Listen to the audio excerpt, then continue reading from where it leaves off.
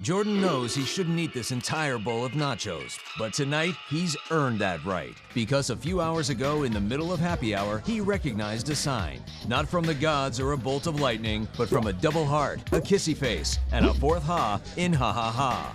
That's when Jordan knew he was buzzed. So when it was time to go, he got a ride home instead of driving. Be a legend like Jordan. Recognize your buzzed warning signs and get a ride home. Buzz driving is drunk driving. Hello, everybody.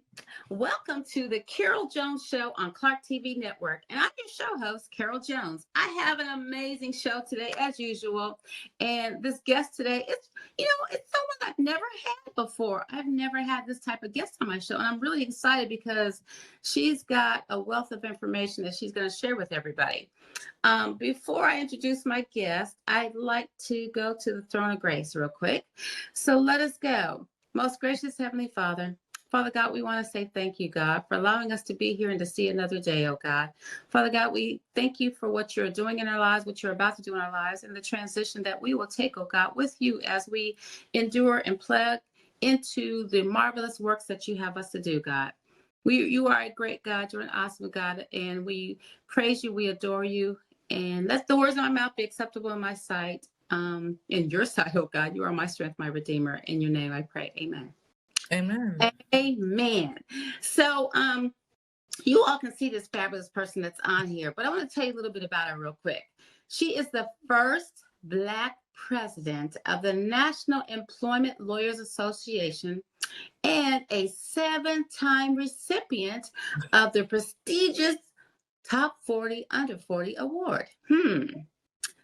Her next big move is to set up 10 workers' rights clinics at law schools that are going to be out throughout the whole entire nation by 2033. And she wants to make sure that the rights of people and their roles are a place where everything is going to be done correctly and they're prioritized with diversity, and there will be no wrongdoing there. She also runs her law firm that is called the Hall, Jackson Associates, PC, one of Chicago's top employment law firms, and she's hosting free monthly webinars. And these are proven strategies to thrive in the workplace.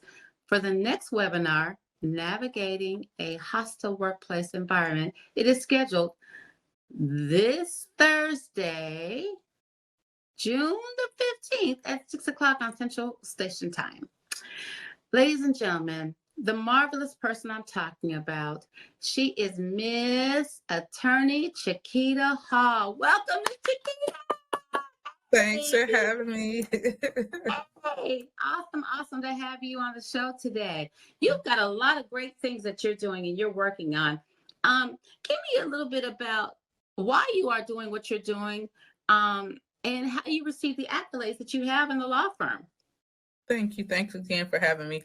Pretty much I'm out here, and the reason why I'm out here is because for several reasons. One, I started off with a general law practice, and I noticed that my passion and what I got excited about was cases that was helping workers.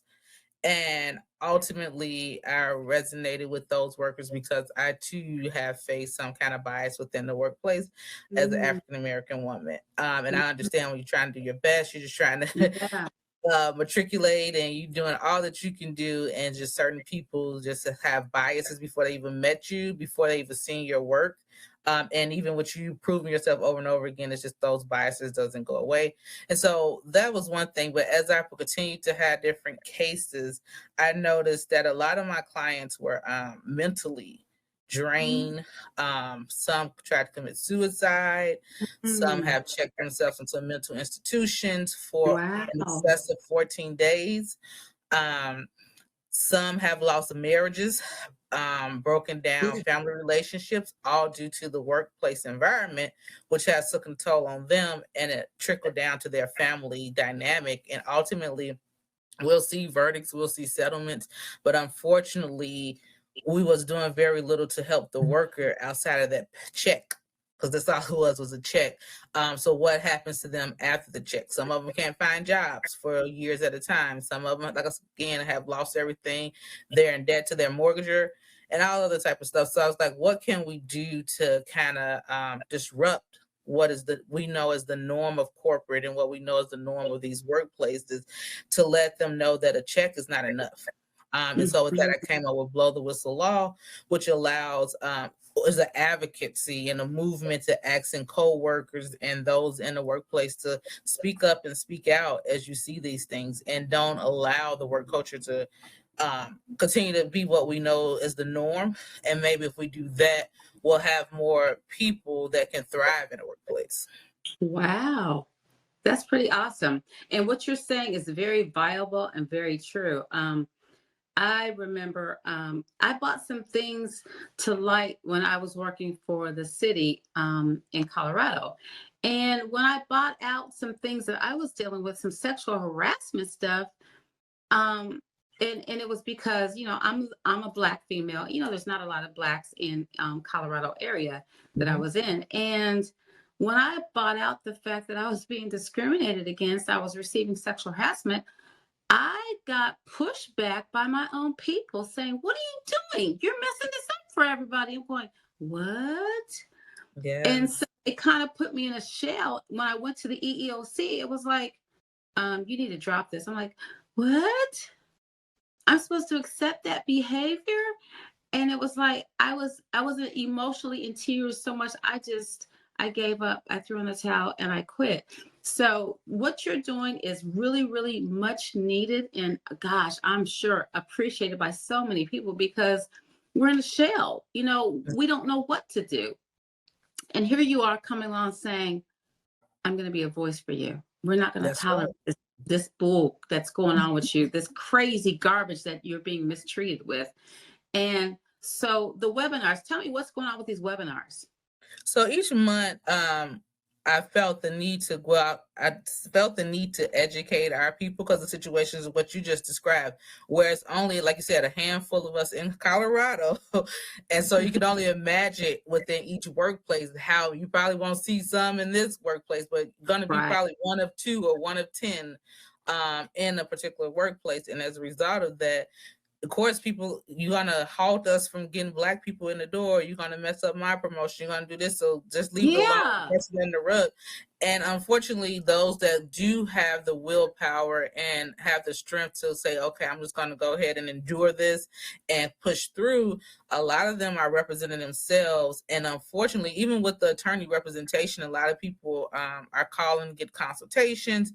And what I'm finding is that a lot of them is misinformed as what is deemed harassment, what is deemed as retaliation, what is discrimination. And so just trying to educate people so they can save that, face. If I want to do it, let's do it right.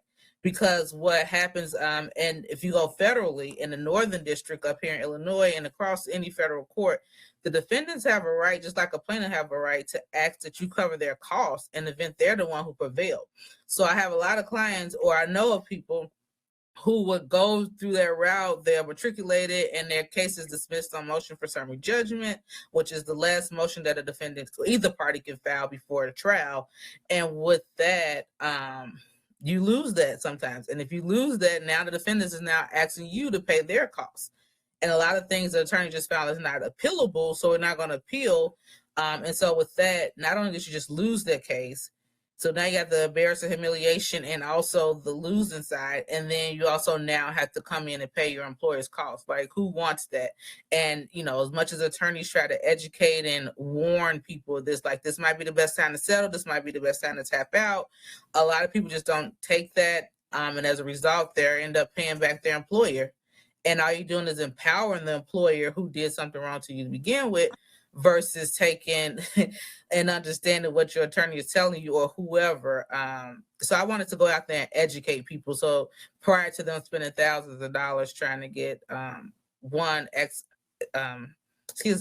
this information from attorneys or navigating this system by themselves.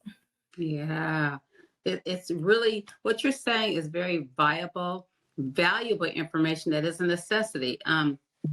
I remember I had a case to where I was another sexual harassment case, and with a big corporation, but it was a Black corporation. Mhm. And my harassment was with a female boss. And there was a language that I didn't quite understand. What was it called? Swingers. Never heard of it in my life. Mm.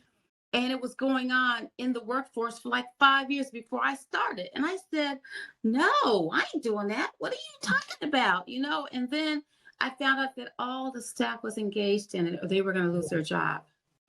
And I went toe to toe against him.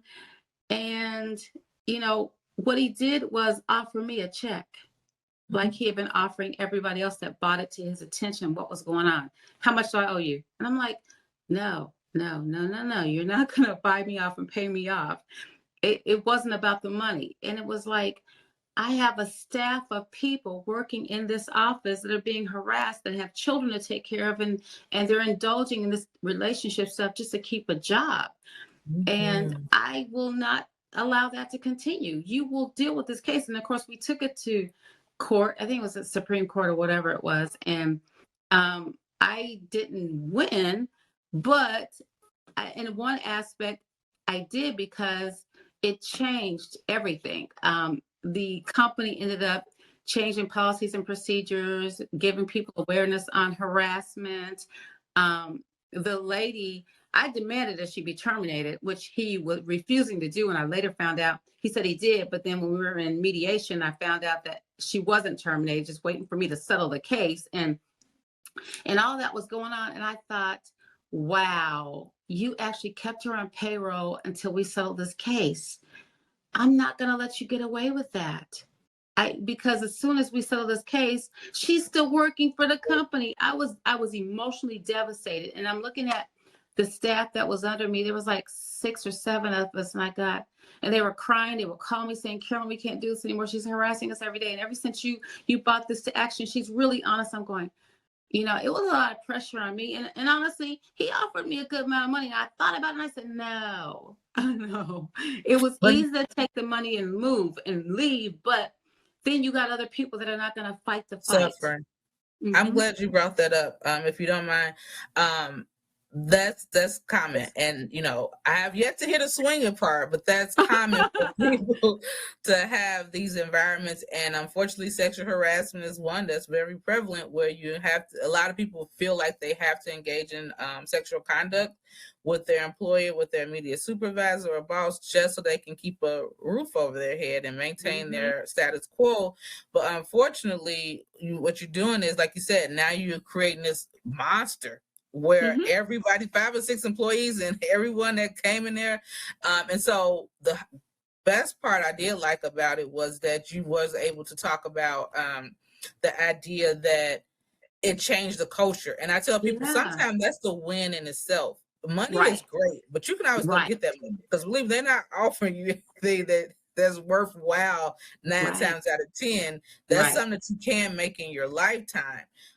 But the idea that you was able to disrupt that culture, and now they're requiring training, and I'm pretty sure more people feel encouraged to speak out, or they got the strength enough to leave and know that this is not how you should be treated, and it's not a requirement in order to have a livelihood. So that's great. Kudos to you on that. Yeah. It's a tough battle to fight this type of stuff. And then it's even more tough when you have your own people saying, no, don't do this. You're messing up our career. You're messing us up. And, I said, you guys sleep your way to the top? Are you serious? It's crazy. It is super crazy. And so you're making a difference is this really a prevalent thing, these type of cases in Chicago? Yes. And ironically, we did some research, and the higher numbers, of course, are in the southern states. And when that comes to more so discrimination, I'll say sexual harassment can be across the board, but every state have several employment law attorneys fighting on behalf of workers, because it's happening everywhere to everyone. And it's just about the right people, or anyone having the strength and courage to come forward and actually fight it. Because a lot of people just live through it. Like I have clients say, I'm this close to retirement, I can get my pension, and I don't have to deal with these people anymore. So some people just push through it. Yeah. But sometimes you're pushing through it, you're sacrificing, you're accepting it, but the behavior, it's not going to change for somebody else. If you don't stand for it to change the environment, so many people are hurt. And I thought, gosh, if somebody would speak up, this would never happen to me. Yeah. It's sad when it's our own people, that accept this behavior and expect you to accept the behavior. And get an attitude with you and get upset with you, and Yeah, now you're probably isolated from all the events and anything in the workplace. yeah. But no, the main thing, in addition to what I said earlier, as to what made me do this, I have a 3-year-old and it's a girl, and just like, if I don't want my child to have to go through this, if her credentials allow her to qualify for a position, I want her to be able to do it, and I want her to be able to do it without having to, like you said, sleep her way to the top, and not also be have a bias against her on an application because who she is or during the interview process. Um, Right. and so, like, we have to disrupt it now. So by the time she's in the job market, that these are not the same issues that she will see, hopefully, moving forward. Exactly. Exactly. Exactly. With you being in charge of your association, um, and this is something, what does it mean, the top 40 under 40? Sure. So there's this organization called the National Black Lawyers, and it's just different lawyers that's African American, Black, whatever you consider yourself, throughout the United States that get invited to these particular. It's like an organization, and then based on it, they have 40 under 40 if you're under the age of 40, and Oh, then they have once you hit the age of 40 and beyond, they just have the top 100. okay. And Okay. it's just different trial lawyers and attorneys that have done something worthwhile that a colleague nominated them. And what it is that had a colleague nominate me, it had to be 2016 or something like that, 2015, I can't recall. And I've been invited back every year since. And unfortunately, this is me my last year out of 40. Oh, wow. So you're wanting to set up these law schools. Is it going to be a struggle to be a lawyer? I mean, it's tough being Black already, and the challenges of being a minority and a Say it again. female. It is so tough. I mean, you've got two things against you. You're a female and you're Black, and your wages are less than the average man. So all these strikes against you. How do you encourage a female to be in law, and what would you suggest? So yeah, I definitely believe females, we need more. And luckily, I'm seeing it across the board. I actually serve as an adjunct professor, and they have announced, and most law schools announced, that they're seeing more female enrollments. And I don't know if it's purposely admission wise, or they're letting more females in, or it's just more females applying. But definitely, we need someone who can look like us, that can represent us, and that goes in all arenas: criminal court, family law court, people that understand our situations and not judging us, from a different lens that they have not experienced or lived through. Right. So we definitely need those individuals. So more females for sure, and more African Americans. And then as far as the law clinics, I don't think it's necessarily hard to become an attorney. What the purpose of the law clinics is, because all law school has clinics. It's just that most of them focus on family law, criminal law, and other areas of law, but it's rare. It's only one school I'm aware of that actually have a workers' right clinic that advocates on behalf of workers out of the 50 plus law schools around the United States. Wow. And I just think overall, this is an underserved market. Well, we need more people. And I think the issue is because I know for me, I was not exposed to the employment law while in law school. I didn't even know possibly that this side of the V exists. I knew about labor as far as unions, and sometimes people suit their unions and things like that, but I didn't know too much about the EEOC process and people navigating and fighting and protecting the rights of workers. And I think if more students get exposed to it, it's a rewarding job. You're fighting on behalf of workers, you're trying to make a difference, and you ultimately are being a change agent. So I think more students should be exposed to this. And so that's the main purpose of it. But we definitely encourage everyone to apply if that's what you feel like you're called to do. Yeah, yeah, definitely. How long does it take to complete law school? 3 years. That's the full time. If you're a full-time student, it's 3 years. If you take the night classes, some people get it done 3.5, but the average is 4 years. Okay. So you get your 4-year degree, then you go to law school for 3 So additional 7 years. years of Mhm. what's called post-secondary education. Okay, okay. So when you take law school, it doesn't, you have to do by the state getting your credentials, taking the board per state, right? Correct. So you can go to any law school, but you have to take the state bar to get to allowed to now be a practicing attorney within that state. But they now have a multi-state bar where you take one exam, and if your score is high enough, you can now go get waived into different states. But it's a matter of how many states you want to pay annual fees to maintain your license. Wow. But that didn't So, happen until probably at least the last between 3 to 5 years ago. So in my years, and I came out 2013, we didn't have that option. It's pretty much if I wanted to get in Michigan, I wanted to get bar in Michigan, I think I go sit for Michigan exam. I had to sit an Illinois exam and different things like that. wow. That you always have to take that, what is an LSAT before? Correct. And I've heard it's very challenging to do well. I took the LSAT a minimum 4 times and got a score high enough to get into Southern University Law Center in Baton Rouge in 2010. I took it probably in 2009 and started in 2010 or something like that. But yeah, it is very challenging. It's not something that is common. That's something most that you can teach in any grade level. Is definitely something where you'll need a course, a prep course for to kind of study on. Right. But the end results are fulfilling. Correct. It really Yeah. is. Yeah. That's pretty cool. I think what's awesome is that you wanting to help other lawyers to focus on an area that most, don't even touch and don't even because they don't see that it's profitable. Is this type of thing profitable? Great question. And that's exactly the mindset of certain people that do and are aware of this side in this practice area that is not. And I'm going to say, yes, it is. I have had colleagues, the guy who just sued Tesla, he had over $100,000 in, $100 million that he received. So there's some great verdicts out there.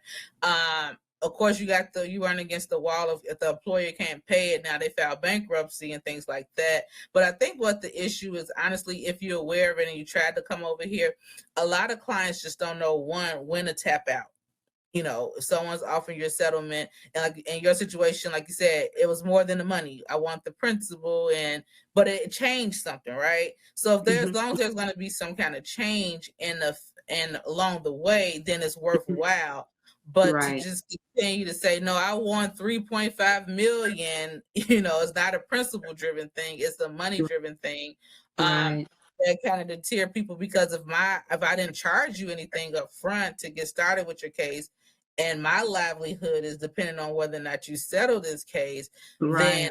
just imagine 10 of those clients a year. I'm not eating, I'm not taking care. Yeah. This is my career, this is my Right. profession, and Right. this is my bread and butter. And if I got 10 clients on my roster who is saying, no, I want to see 1.5 million, I want to see 2.5 million, and your wages don't go there. Yeah, and people got to understand that you're pretty much fighting for the difference in wages. If you got fired or you have constructive discharge, aka meaning you felt that you had no choice but to resign and leave because it was just too toxic and abusive in that workplace, then you got to realize I'm looking at my annual salary times the amount of time I've been out of work. And then, of course, you can inflate it with some pain and suffering. But in most situations, those don't amount to multi-million dollars. A jury can find that your emotional distress is worth that while. A judge can find it. But in realms of settlement, you rarely see something like that. And so that's one thing that a lot of people just, even they start off on this side helping out workers. After a while, like, I have to eat. I have so many opposing counsel. Chiquita, I feel for you because I used to do that work, and that's why I'm over here because I have a family to take care. I got to send my kids to school, like you got to send your kids to school and things like that. Pay my mortgage, and if I'm waiting on clients to decide whether they want to resolve this matter or not, and the length of litigation. So if you want to pursue it, now you're talking about 2 or 3 years average. Not to mention the EEOC process that's going to take about another year or two. Right. Another reason why people don't want to do it is just once again they just don't know about it. If you Yeah. know about it, another reason is that it's most of us that do fight on behalf of workers, it is a solo type thing. You got a solopreneur or a small firm, and in most situations, the wages may not match what a big firm would pay if you was defending a corporation, because they over there charging the corporation about $5.50 minimum an hour just to pick up the phone and talk and different things like that. And so they have the billable hours to go ahead and offer you a 6-figure salary out the door. So you got stuff like that. Yeah, that's pretty cool. That's interesting facts that you shared. When you were in law school, is this one of your main areas that you focused on was the workforce? Honestly, no. I did mediation. I did the mediation clinic while I was in law school. Like I said, I wasn't exposed to it because there was no clinic that fought on behalf of workers. I think EEOC statements on applications, and if you go into different restaurants and wherever, you might see everybody, you have a right not to be discriminated against and, heard of the EEOC, but I was not exposed to this side at all. It just happened that I had a colleague who went to law school, to undergrad with. Her dad was navigating OSHA, which is Oh, the agency that regulates the safety guidelines of workplaces. right. And he was able to get himself a hearing, aka all the way up to the trial. And she said, he cannot go to trial by himself. Can you assist my dad? So I helped him. And then I had a colleague, her aunt was being sexually harassed at work, to the point where she wanted to cut her face. And she was checked into a 14-day facility because she just felt like if I didn't look pretty anymore, they wouldn't harass me. And as a result of that, I'm like, this is where I need to be. And I continued. But yeah, other than that, I did not get that exposure to post law school. Wow. So it was your personal experience with seeing the hurt and the harm that others suffered because of the workforce that focused you to say, I'm going to make a difference. Correct. Yeah, that's pretty cool. So your goal is that you wanted to set up 10 workers' rights clinics at law schools. Explain that. So yeah, just going back to how I was in the mediation clinic. So like I said, most law schools have, some might have mediation, but most of them definitely gonna have a family law and a criminal clinic. And so I wanted to, I want to go in and have law schools have workers' rights clinic, where pretty much the students will serve as I don't know if you guys remember How to Get Away with Murder, and Viola had, yeah, she had those students like her little mini-me's, and she trained them up. So something similar like that, where the law students will pretty much serve as many lawyers, but yet they'll have the supervision of an actual licensed attorney running the clinic and educating them, and they'll just be able to get some experience, like an internship while in law school, and get to deal with actual cases, interview and deal with actual clients that have live cases, either at the administrative agency, aka the EEOC, or an actual court in their city or state. Cool. So the law firm Hall & Jackson is actually your firm? Yes. Pretty cool. That's awesome. That is pretty amazing. And it's really cool because you're a Black female, and you have withstood a lot of the challenges of being a Black female as a lawyer.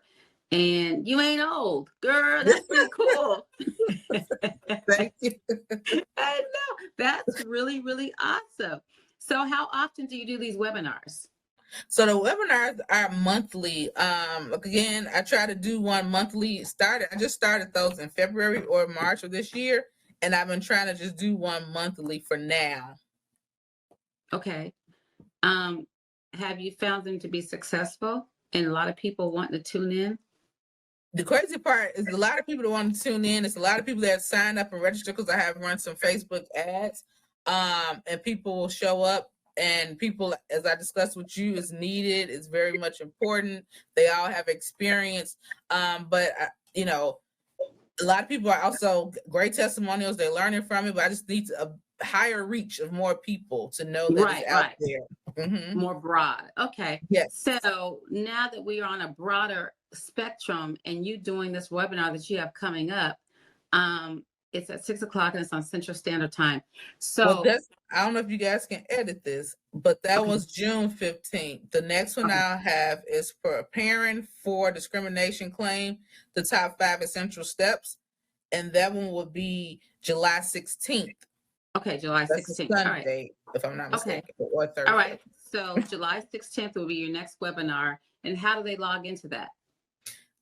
So how you can register with that one is live with chj.org, and that's live with chj. No, strike that. It's live with chj.com, live with chj.com, and again, that's going to be Sunday, July 16th, more than likely at 3 p.m. Central Standard Time. Okay, cool, cool, cool.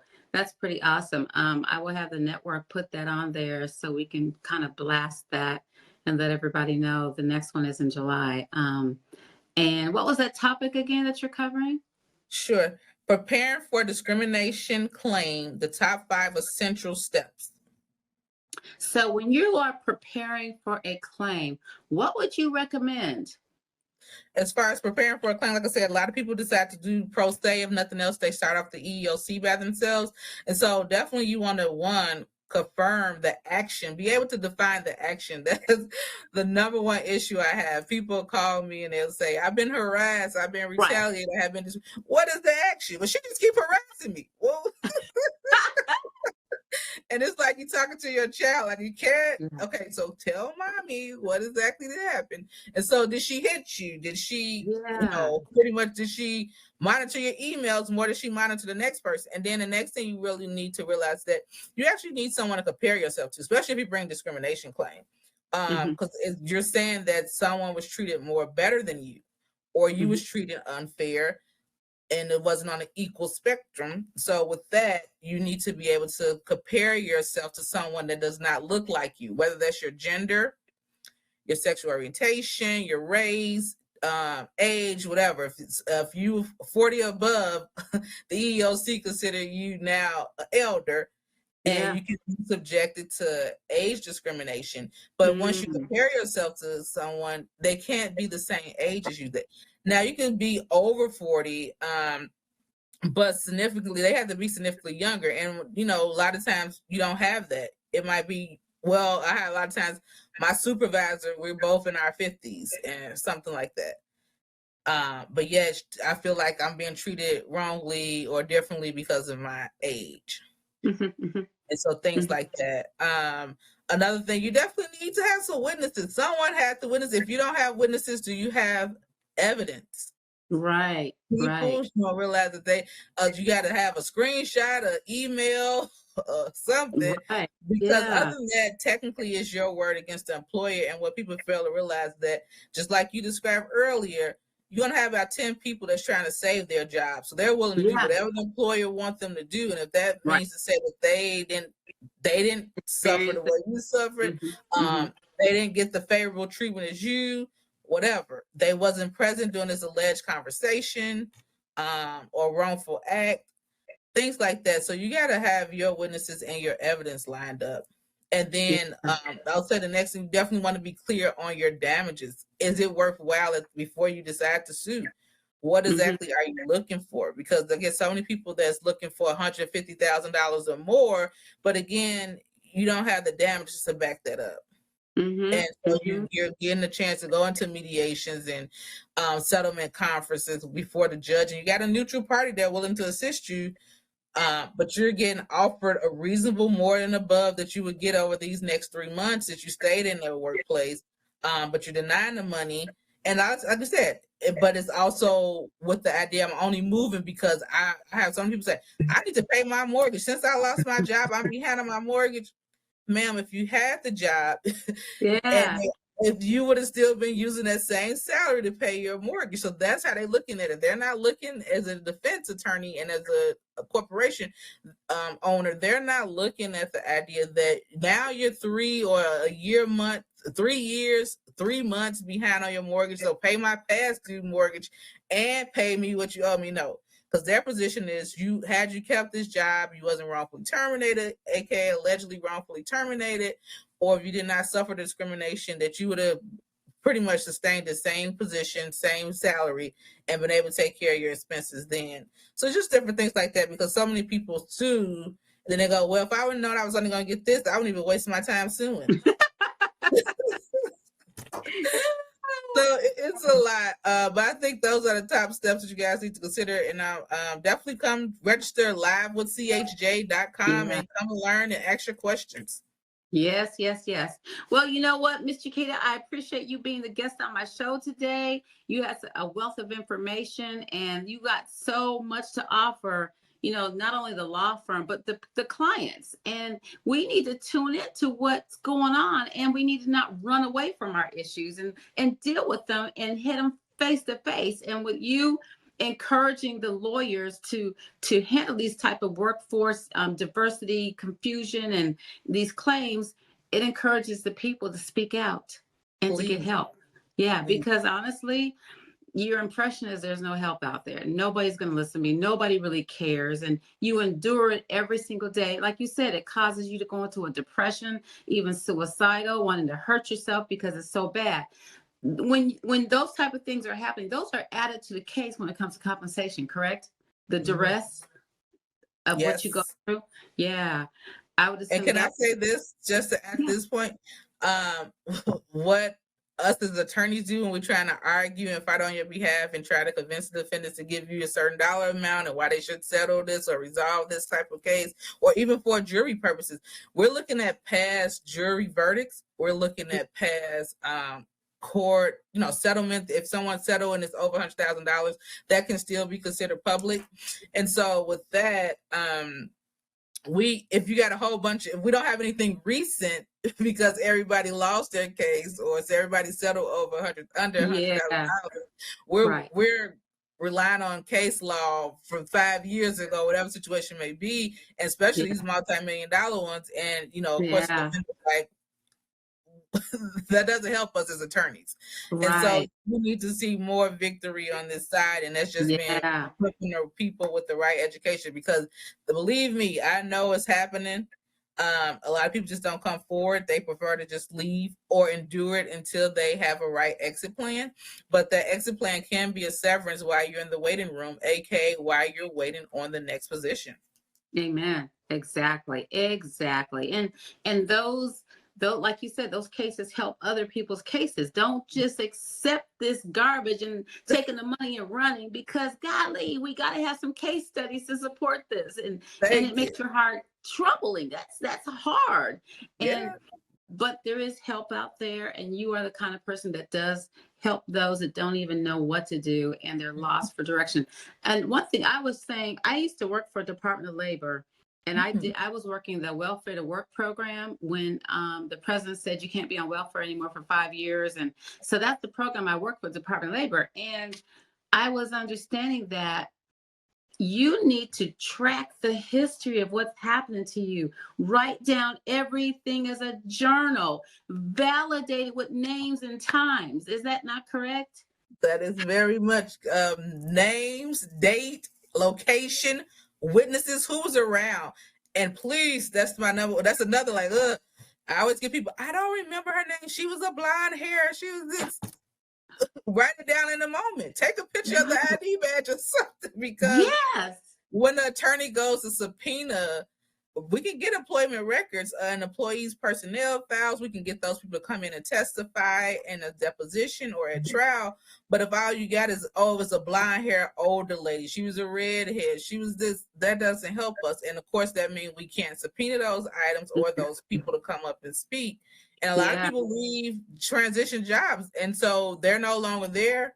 So, of course, the company's not going to voluntarily tell us, there's strategic ways to try to get things. But then even if I get a roster of people that was employed there during this particular time, if you don't recall the name, if I show you a list of 20 names and say, okay, all these people was employed around this date you talk about, who was it you think you were talking about? They don't know.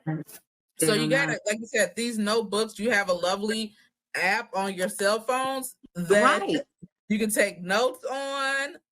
Just write all this stuff down. But like you said, date, time, location, any witnesses, anything that stood out about that day, and the action that took place. Use Google action words if you need anything. But for the most part, 9 times out of 10, if there was some verbal abuse, the person used a racial slur or a comment that you found was offensive, at least put those words in your notes. Right. So when it's time Action. to meet with the attorney or the EEOC investigator or intake specialist, at least we can guide you through whether or not this is sufficient enough for you to navigate a lawsuit. Exactly. That's really prevalent right there, because if you can't prove the case, then there's nothing to do here. We can't Yeah. help you if you ain't giving us nothing to work with. I mean, it's like, And believe me, we want to help. Yeah. And we're here to help. But like I said, and then so many people get frustrated. But I also have a lot of people say, I'm honestly tell you, I don't think it was discrimination. I really just think she didn't like me. And what the law does not protect against is personality conflicts. If you got two Yeah. Black women, one love to dress up, makeup, and dress really nice, hair done, nails done all the time, you're gonna have some people that just don't like her, right? She thinks she all that. But unfortunately, there's that I can go into law, a courtroom and say, Your Honor, she thought she was all that. So now Right. she's being bullied. Now this is going on. She's being isolated and this and this and that. Unfortunately, it's not a law out there for that. And there is no law for workplace bullying. It has to be protected to connected to a protected class, aka your race, age, sexual orientation, gender, disability, things like that. So that's another thing that people just don't know. They just feel like, I was being bullied, I was being mistreated, and so has to be wrong, and I have a case. People, like I said, this act has been around since 1964. It's called the Civil Rights Act of 1964. Hey. And so with that, these corporations have been sued over and over again. So they know how to play the game. They're going to put a Black supervisor over you Black people. So now when it says, I was mistreated, well, how can a Black person discriminate against a Black person? They do it all the time. And the people take those roles and run with it, and they know their reason for being there. We come in, I gave the position, your first duty is to get rid of this person.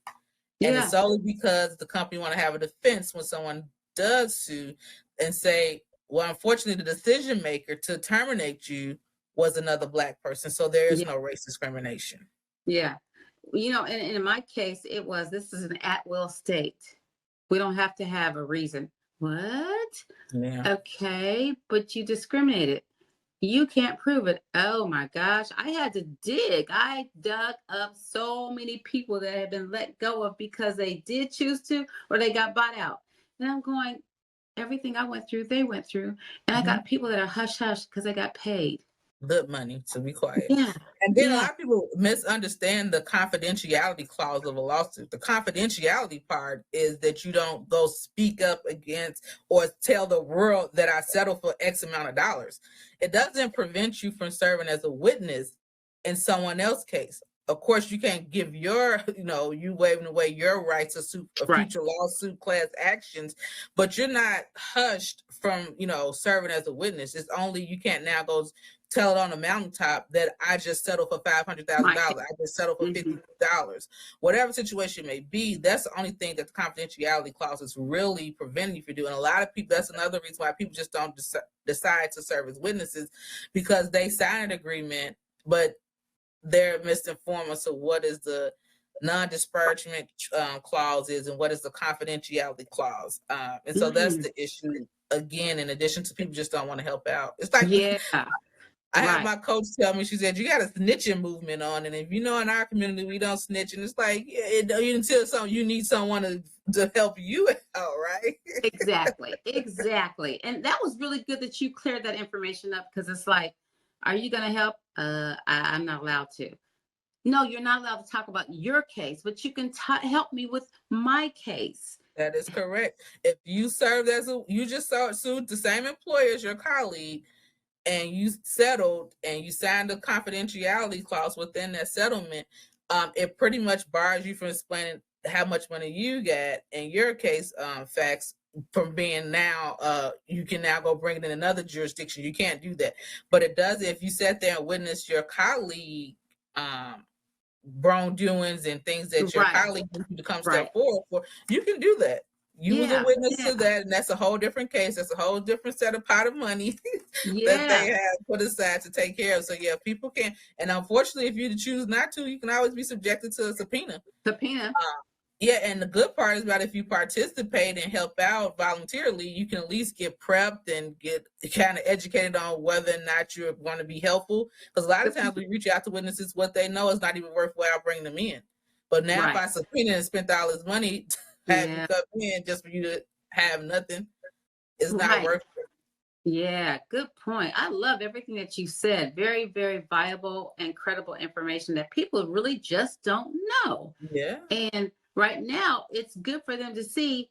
I ain't gotta tolerate this foolishness. I ain't gotta. please. No, you ain't calling me no more names, and I will not be harassed. And I'm gonna speak up. And for me, the speaking up meant change for somebody else. Mhm. If you And have I'm any pretty sure morals, somebody thanked you along the way. yeah, and that's what it's about. Because even now, the company that I went through the sexual harassment with was the female, and then the other one was the race thing. I'm like, these people are just all screwed up. I will not tolerate this foolishness. Well, kudos to you for speaking out, and that was sound like two different incidents. It's just people, like I said, they just tolerate it, like they have no choice but to Yeah, tolerate it.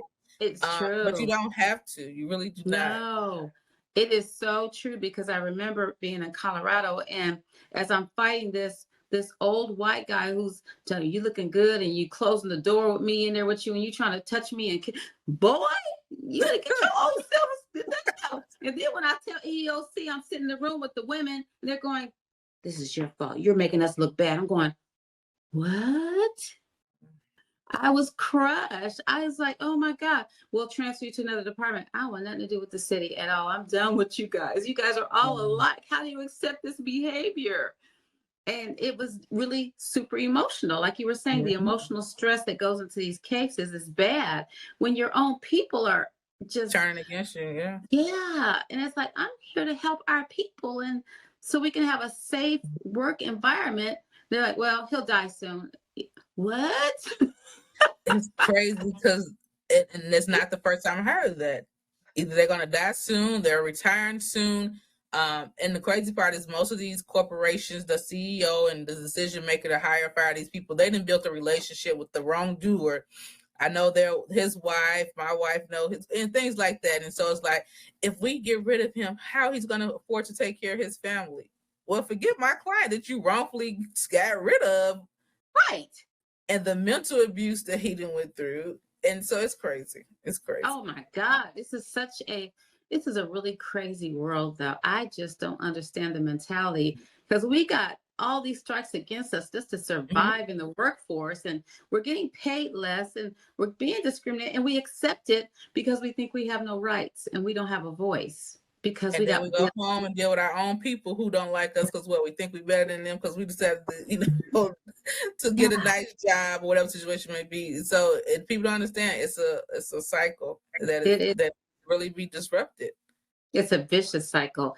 Before we close out on the show, again, tell us about your July show, the webinar.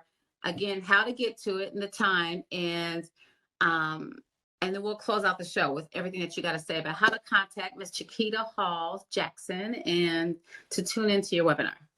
Thank you. To tune in for the webinar, you can go with livewithchj.com to register live with chj.com. And then you can follow us on Instagram and Facebook under Blow the Whistle Law, Blow the Whistle Law. And if you just want to learn more about me, you can go to www.chiquitahall-jackson.com, chiquitahalljackson.com. And there is a hyphen between Hall and Jackson. Thanks for Amen. having me. Yeah. Thank you, Miss Chiquita Hall Jackson. You rock, Thank you. This girl. was a great one. Truly appreciate you being a guest. Everybody, you tune into the Carol Jones Show on Clark TV Network, Tuesday, 6 o'clock. And we will see you next Tuesday with our next guest. Thank you, Chiquita. God bless you. Thank you. God bless you. Have a great week. Yes, ma'am. You too. Bye-bye. Take care. Do you have prediabetes? If you do, you're not alone. 1 in 3 American adults has prediabetes, and more than 80% don't know they have it. Prediabetes is a serious medical condition that puts you at high risk for type 2 diabetes. But now, North Carolina residents with prediabetes can enroll in a free or low-cost national diabetes prevention program. You can make healthy changes with support from this proven program. Get started now at joinaprogram.org.